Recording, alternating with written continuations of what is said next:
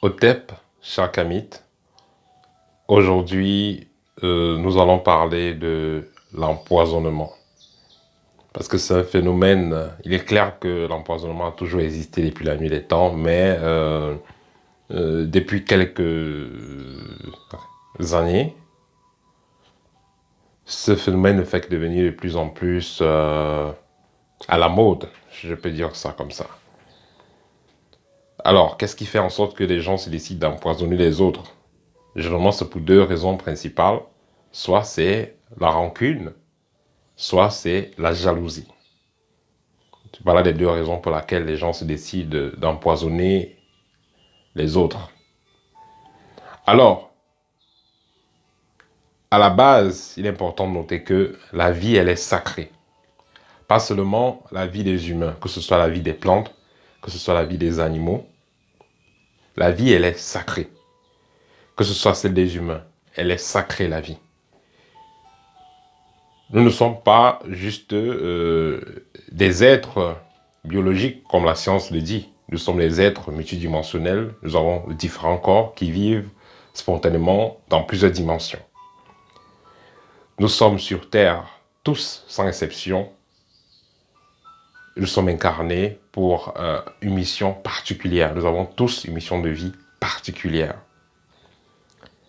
Que nous soyons dans la même famille, que nous soyons dans le même pays, peu importe, nous avons une mission particulière. C'est vrai qu'il y a des missions qui vont se regrouper à l'ensemble, mais à la base, c'est particulier. Un peu comme l'empreinte digitale. Personne n'a une empreinte digitale qui ressemble à celle de l'autre. Chacun a quelque chose de particulier. Que quelqu'un soit positif, négatif en tant que tel, chacun vient avec une tâche, chacun a des étapes à franchir pour parfaire son âme. Si vous décidez donc parce que quelqu'un a quelque chose que vous n'avez pas, ou parce que vous enviez quelqu'un par rapport à quelque chose, vous décidez de l'éliminer. Si vous décidez d'empoisonner quelqu'un parce que il vous a fait du tort, il vous a fait du mal, là vous vous donnez justice. Et vous savez, je ne suis pas souvent d'avis avec les religions, mais toutes les religions disent que il faut laisser la vengeance à Dieu. Toutes les religions le disent. Toutes les religions disent que qui a tué par l'épée meurt par l'épée. Toutes les religions le disent. Mais aussi, il y a quelque chose que la religion dit aussi, qui ne m'arrange pas trop, qui n'arrange pas vraiment les mystiques. La religion dit souvent que quand on a pardonné, quand on demande pardon à Dieu, Dieu nous pardonne. Mais l'initié, c'est que le pardon n'existe pas.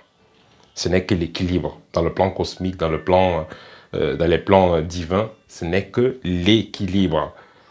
Donc, les expériences que vous faites vivre aux autres, vous allez d'abord, l'un de vos proches va vivre cela, vous allez savoir ce que ça fait, et vous allez vivre cette expérience-là. C'est pourquoi nous venons sur Terre, nous nous réincarnons parce que nous venons nous parfaire, pour ceux qui croient à la réincarnation. Donc, l'être humain va venir de réincarnation en réincarnation pour se parfaire, pour essayer de réparer les erreurs qu'il a commises dans le passé.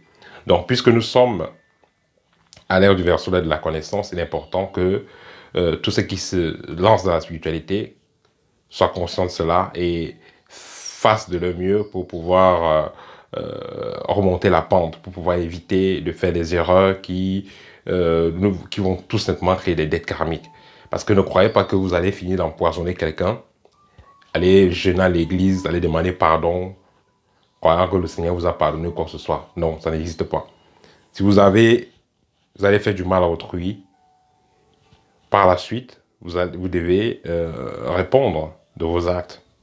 Et quand vous allez empoisonner quelqu'un parce que vous êtes jaloux ou parce que vous avez fait du tort, vous allez gâcher la vie, vous allez détruire la vie de la personne, entre guillemets, et vous allez faire souffrir l'entourage de la personne. Vous avez empoisonné quelqu'un parce que vous avez une dent contre cette personne, vous êtes jaloux, vous allez faire souffrir l'entourage de la personne. Toute sa famille va souffrir. Peut-être la personne avait des enfants, peut-être la personne avait une femme, peut-être la personne avait des parents. Toute cette famille-là va souffrir. Vous allez créer un karma très négatif et tôt ou tard, vous allez vivre la même expérience. Pas forcément directement sur vous, du sens où vous allez aussi avoir un de vos proches qui va subir la même chose. Vous allez ressentir la même douleur que ceux-là ont ressenti. plus tard, ça sera aussi fait sur vous pour que vous passez aussi à cette expérience-là. C'est pourquoi il a toujours été encouragé le pardon. Si vous avez eu à faire quelque chose avec quelqu'un, ça n'a pas marché, ce n'est pas une raison pour laquelle vous allez penser à l'empoisonner. Si vous avez vu quelqu'un, il a fait quelque chose, vous n'arrivez pas à faire, vous avez dépassé, au lieu d'être jaloux, pour essayer de l'empoisonner. Non, essayez de voir comment cette personne a fait. Essayez de travailler pour faire pareil ou faire mieux. Parce que ça ne donne, vous n'allez rien gagner en essayant d'empoisonner les autres. Et vous ne connaissez pas votre avenir. Vous êtes jaloux de quelqu'un, peut-être parce qu'il voyage beaucoup, parce qu'il a beaucoup de voitures, parce que vous avez souffert ensemble à l'époque, mais maintenant il est mieux que vous. Mais vous ne savez pas. Peut-être vous pouvez être mieux que lui.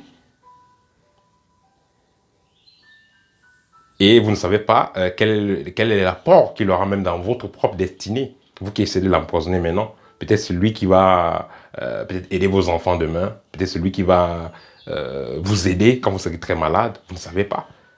Donc pourquoi est-ce que vous allez donc décider de ôter la vie à un individu, la vie qui est sacrée? Vous allez décider de la ôter à quelqu'un d'autre.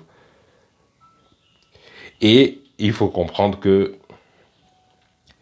le fait d'empoisonner quelqu'un ou de tuer quelqu'un, ça vous pollue gravement le karma, ça vous pollue gravement même votre aura.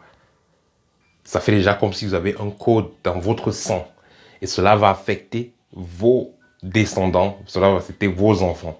Quand vous avez tué, vous avez versé du sang, vous avez empoisonné des gens, cela va être lié à votre sang. Vous allez faire des enfants avec une femme, croyant que c'est fini. Oui, ça fait quelque temps, c'est une dizaine d'années, vous avez empoisonné quelqu'un. Mais tôt ou tard, ce sang-là va peser sur vous. Et voilà, et ça va impacter votre descendance, vos enfants. Donc, c'est des choses qu'il faudra éviter. Il ne faut jamais s'engager dans cette voie-là. Il faut respecter la vie. Chacun est sur Terre pour une mission particulière. Quelqu'un peut vous faire du tort aujourd'hui et demain vous fait du bien.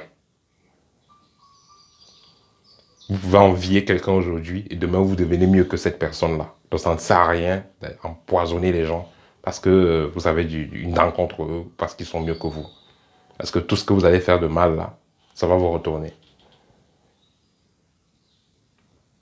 Voilà, ça c'était le petit partage que je voulais faire aujourd'hui en ce qui concerne les empoisonnements. Et pour finir, il y a des petits conseils qu'on donne toujours contre les poisons, comme manger la banane, on appelle ça la banane cochon, c'est les petits bananes là, les manger avant d'aller dans les endroits. On demande toujours d'être attentif pour ceux qui boivent les bières. Si vous allez quelque part, vous avez pris une bière, après vous voyez ça ne mousse pas, ne la buvez pas. De ne pas... on demande également souvent de ne pas utiliser des verres. Voilà, de ne pas utiliser les verres et tout ça. Utiliser directement sa bouteille. Et aussi, on demande souvent de toujours fermer sa bouteille. Hein. Ça, c'est les petits conseils qu'on faisait au pays là-bas. Mais pour moi, pour éviter les empoisonnements dans les coins, c'est tout simplement, vous allez avec votre bouteille d'eau en main, vous allez avec votre bière en main. Si vous aimez la bière, vous allez avec votre alcool en main. Voilà. Et aussi, une façon très simple, c'est de ne pas aller dans les endroits bizarres, tout simplement. Il est clair qu'en tant que mystique, si vous avez une situation assez délicate qui vient, vous serez alerté, mais il faudra s'habituer à sélectionner son entourage, sélectionner les gens avec qui on marche. C'est très important. Parce que si vous marchez avec des gens à qui vous ne faites pas confiance, comme de nos jours, il est difficile de faire confiance aux gens, ils peuvent vous faire un coup bas. Donc, il est mieux d'avoir même peut-être un seul ami, une seule personne, que d'avoir plusieurs personnes autour de vous dont vous ne faites pas confiance. Mais dans tous les cas, il sera important d'éviter certains types d'endroits, éviter tout simplement certains types de personnes pour éviter d'entrer de se confronter à ce cas d'empoisonnement-là. Et aussi, il y a le charbon. Donc, en cas d'empoisonnement, il est toujours conseillé à la personne que ce soit empoisonnement, que ce soit intoxication alimentaire, il est conseillé toujours à la personne de consommer du charbon. Donc, la personne écrase tout simplement du charbon noir, le charbon dans le bois brûlé là, le charbon, il écrase ça, il met avec de l'eau et il boit. Voilà, le charbon écrasé, il met dans de l'eau, il boit. Ça, c'est quelqu'un qui a été empoisonné avant d'aller à l'hôpital.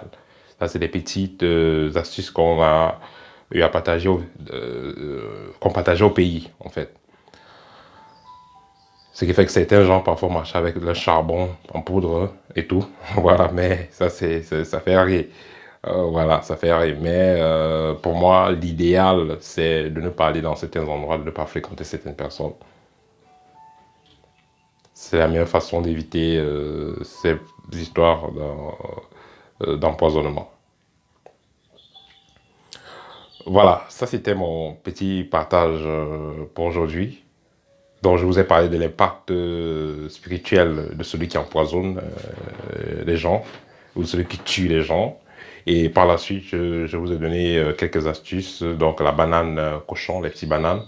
Il y a le charbon. Oui, il y a aussi également l'huile rouge qui est conseillée avant de sortir, voilà, que ce soit empoisonnement sur les boissons ou sur les repas. Mais comme je vous ai toujours dit, l'idéal c'est de ne pas manger n'importe où, de ne pas manger avec n'importe qui. Et voilà. Et celui qui veut empoisonner quelqu'un un jour, il faudra qu'il sache que ce qu'il est en train de faire est bien enregistré par l'univers et cela lui sera transmis. Toutes les expériences qu'il va faire vivre aux membres de la famille de la personne qui sera décédée, il va vivre ces mêmes expériences. Voilà. À très bientôt, cher Kamit Hotep.